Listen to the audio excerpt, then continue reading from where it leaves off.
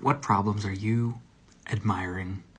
More than any generation, and perhaps justifiably more than any generation, except for those that came right before World War I and right before World War II, we live in a society that is doom-oriented.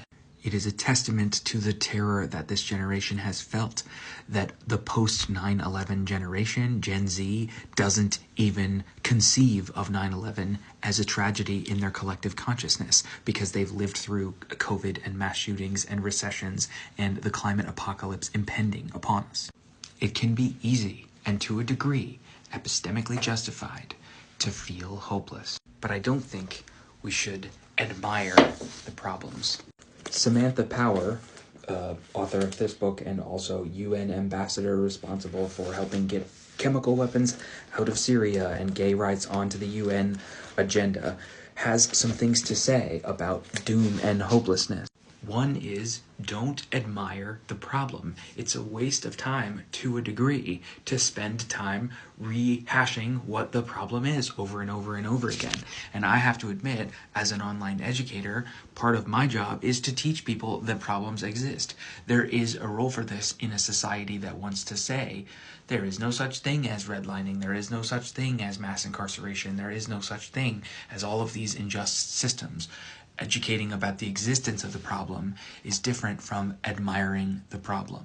Brian Stevenson, who should have won a Nobel Prize by this point, author of this book, Just Mercy, and man responsible for getting life without parole for juvenile sentencing changed at the level of the Supreme Court, has a frickin' track record of getting stuff done, strategically, intentionally, and in the face of overwhelming odds.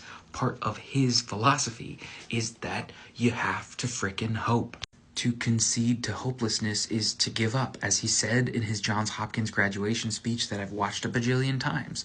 You have to have hope or you are part of the problem. Hope isn't an emotion, it's a choice. One of the things that Dr. Ruha Benjamin taught me is that in order to make real change, and Adrienne Marie Brown, incidentally, also taught me as students, collectively, all of us, of Octavia Butler, is that part of what you need to do to change the world is first do the creative work of imagining that it could even be better.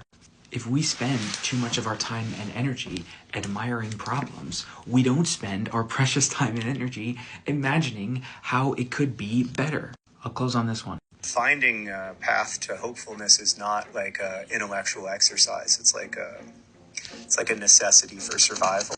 You can read more about hopefulness on page 57 and page 442, or you can subscribe. Happy reading.